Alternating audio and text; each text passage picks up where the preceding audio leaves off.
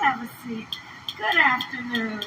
I was just saying to your most glorious president, Stacey N.C. Grant, she and I talked about this visit months ago, sitting together, having a meeting in the Oval Office. And she invited me then to attend today. And I just want to, if I can, I just want to thank you in front of all of the sisters who are here.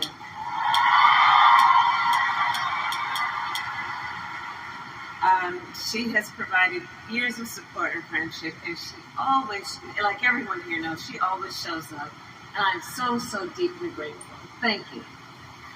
And to everyone here, it is so good to be with you. To the former presidents who are in attendance, to the International Board of Directors, and to all of the fine members of Zeta Phi Beta Sorority Incorporated.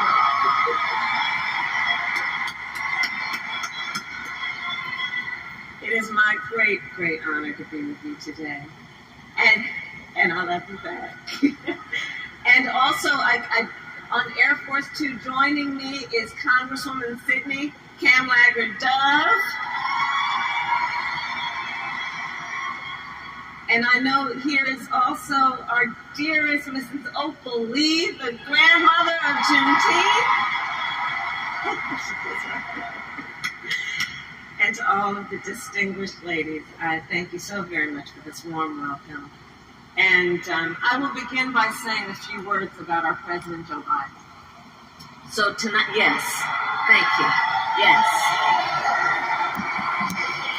So tonight, our President will address the nation about his decision to step down as a candidate, and he will talk about not only the work, the extraordinary work that he has accomplished, but about his work in the next 6 months.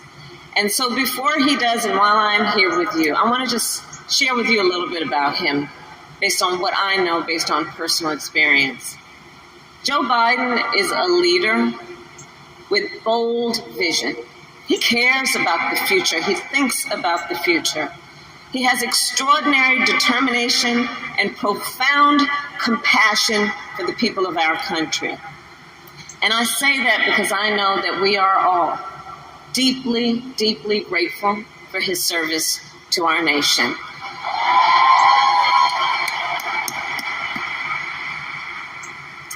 And to the sisters of Zeta Phi Beta Sorority Incorporated, I thank you for your incredible service to our nation as well. You know, I know who we all are. I know who is here. And I know, therefore, that we share a vision for the future of our nation. A future where every person has the opportunity not just to get by, but to get ahead. A future of social justice, health justice, economic justice, just as you have laid out in this year's theme. Ours is a vision of a future in which we realize the promise of America. And I deeply believe in the promise of America. A promise of freedom, opportunity, and justice. Not for some, but for all.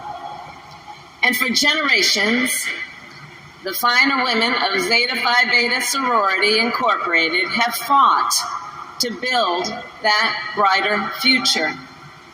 During the Civil Rights Movement, you marched for voting rights, economic justice, and an end to segregation. For more than 50 years, you have worked with the March of Dimes to lift up the urgent issue of maternal health.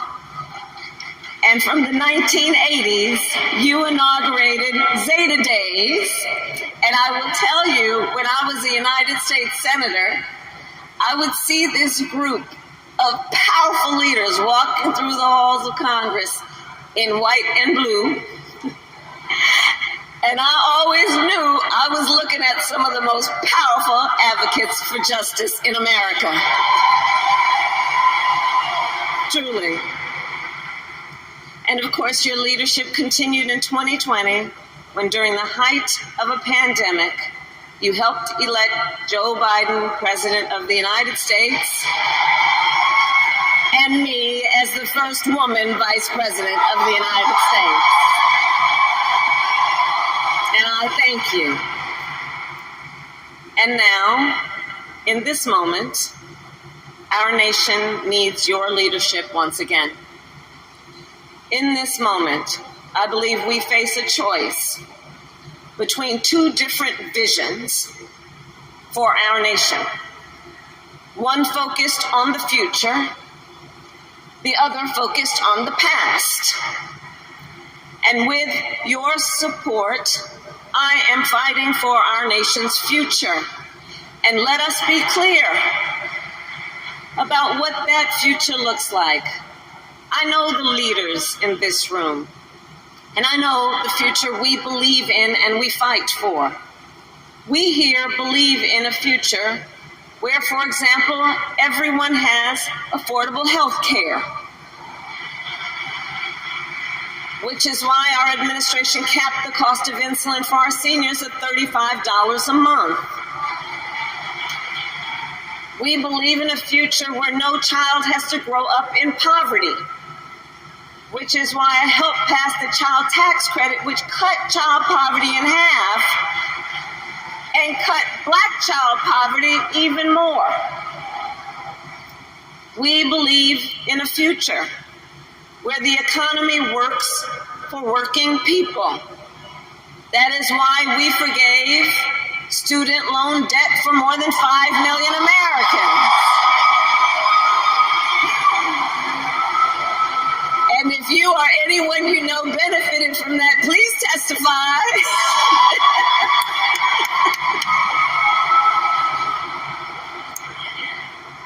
And we are finally making it so that medical debt can no longer be used against your credit score. And it is because of our collective vision for the future that we continue to fight for affordable child care, affordable elder care, and paid family leave. We here believe in a future where all women and all mothers are safe. That is why, as Vice President, I have elevated and took on the issue of maternal mortality, knowing that women in America die at a higher rate in connection with childbirth than women in any other wealthy nation in the world. And Black women are 3 times more likely to die in connection with childbirth. And for too long, this has been a crisis in our country, and it is time that we recognize the crisis it is. In fact, when I took office, I challenged every state in our nation on this issue because, you see, I said, look, we need to extend Medicaid postpartum coverage from a measly 2 months to a full year. And I'm proud to report, whereas when I issued the challenge, only 3 states offered a full year of coverage, now 46 states do.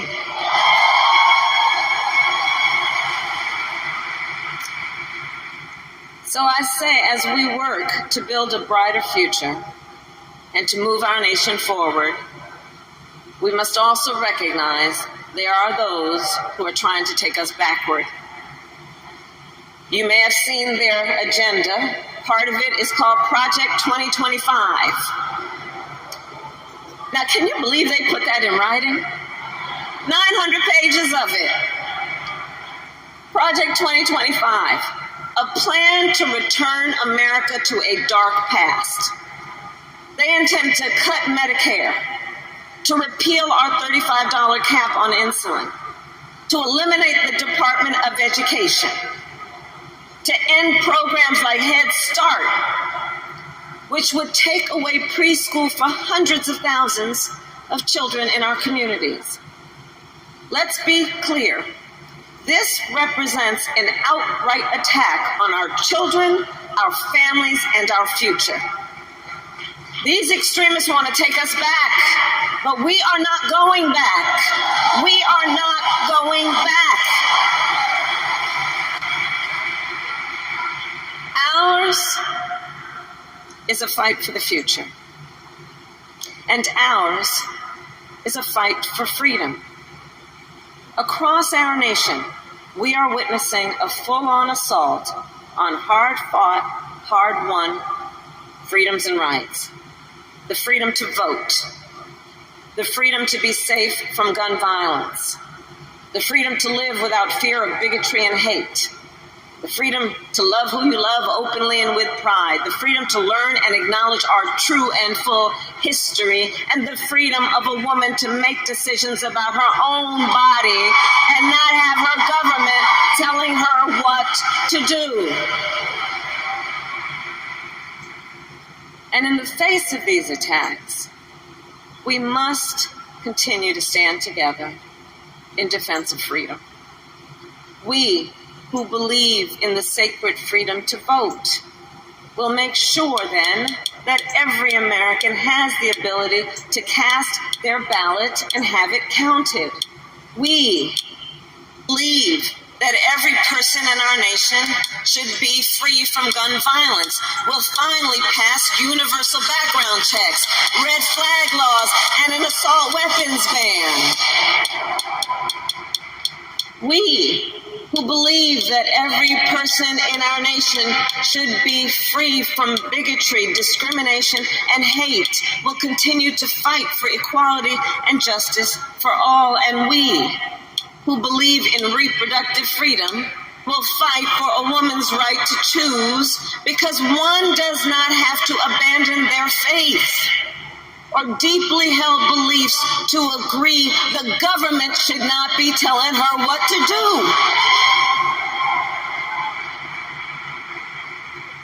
You know, when he was president, Donald Trump, former president, handpicked 3 members of the United States Supreme Court because he intended for them to overturn Roe v. Wade, the United States Supreme Court, previously the court of Thurgood and RBG. And as he intended, they did. Well, let me tell you something. When I am president of the United States, and when Congress passes a law to restore those freedoms, I will sign it into law.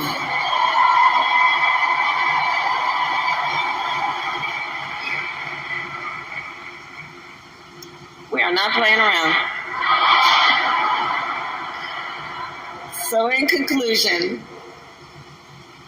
to the incredible members of Zeta Phi Beta Sorority Incorporated, I say, there is so much at stake in this moment.